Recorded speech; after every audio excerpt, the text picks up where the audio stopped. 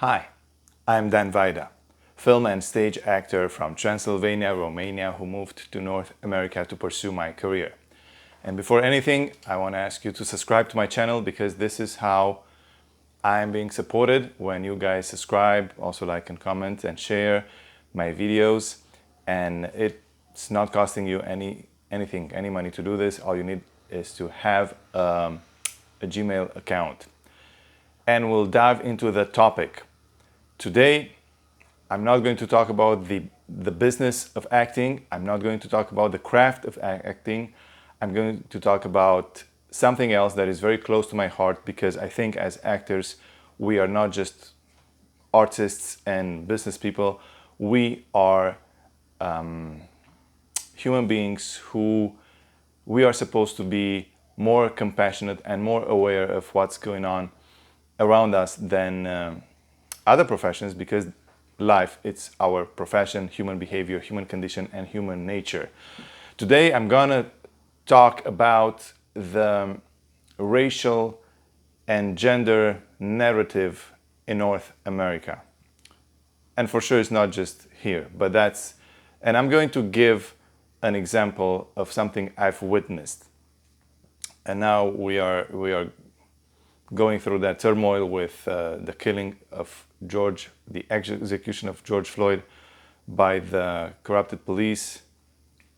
And I was going to make this video anyways, but today it's a good day to do that. So, what happened? A while back, at night, maybe around 9 p.m.,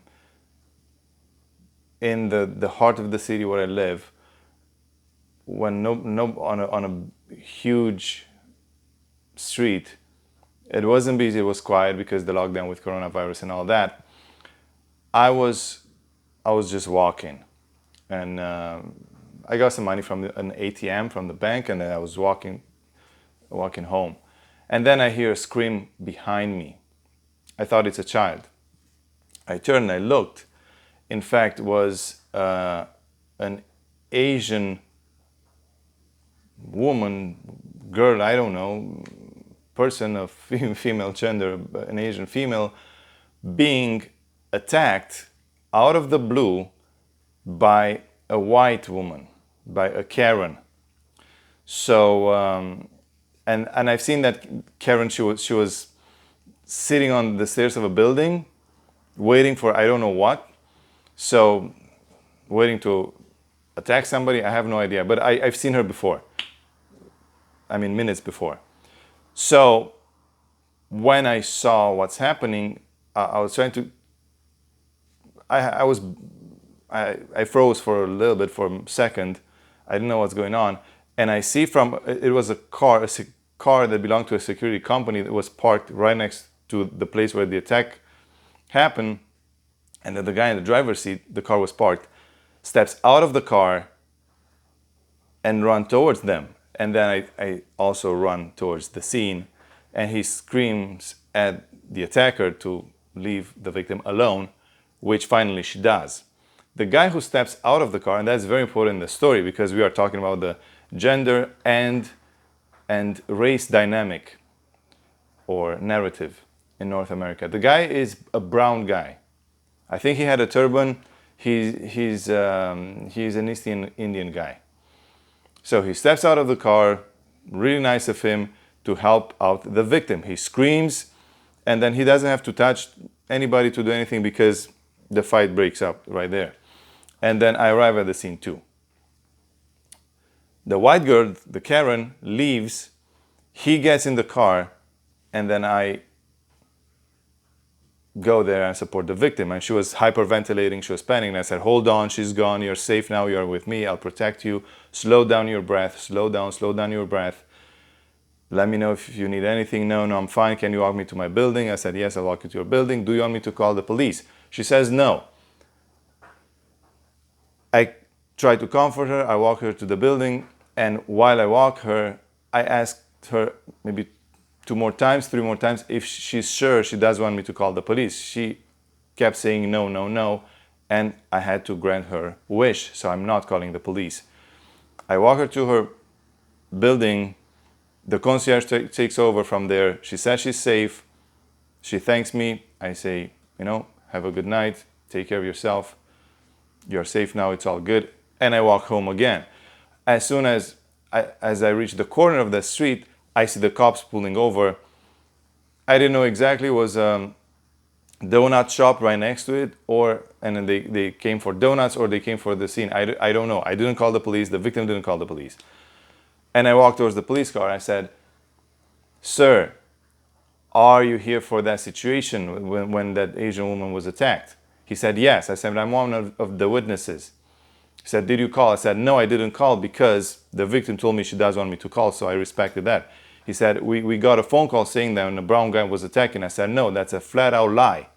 So that's what I'm saying. So somebody was witnessing from, I don't know where, because the street was empty, from across the street, from a car, from a building, from somewhere. Somebody saw the scene and called the police on that guy, the brown guy, the East Indian male, who was helping out the situation.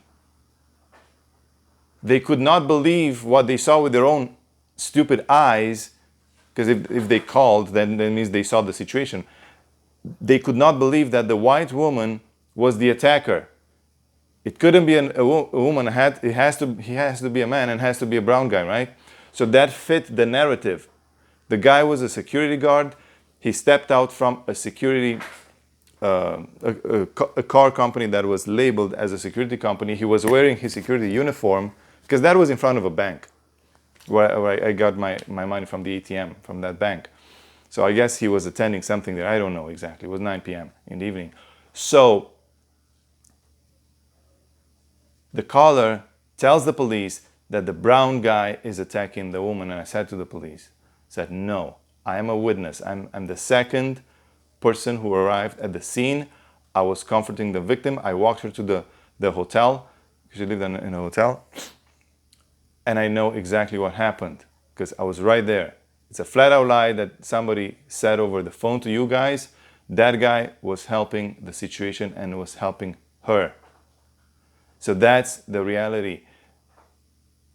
People are so biased that even when they see with their own eyes that a white woman attacks somebody and a brown guy steps in to help out, they will blame the brown guy.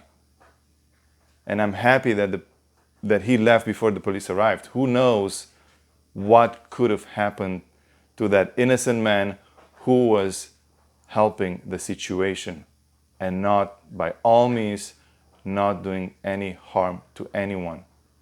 It's unbelievable, unbelievable. What it was, to me, it was absolutely crazy. Absolutely crazy. And I made sure I told the police, no, it's a white woman. I know how she looks like. I described her to them. And I even said to the cops, do you mind if we take a look and go to the donut shop? Maybe she's there and all that. So which we did. But she left. We couldn't find her. So, yeah. It's just an example that paints a picture on how, I don't know, stupid some people can be, or mean. They just see something and they just flat out lie to the police just to get that guy in trouble when he was only helping. It's crazy. It's absolutely crazy. And this is because I don't mention on the channel, but I live in Canada, and Canadians keep saying, I keep hearing this stupid thing that there's no racism here, or there's very little. No, these Canadians live in denial. There's racism, there's gun violence. The country is 10 times smaller than the US. Of course, it's going to be less, but there's a lot of crap happening here too. So yeah, stay safe out there. Watch out for Karens who might attack you, or anybody can attack you, or anybody can save you. There's no rule on that. Let me know what you think in the comment section below.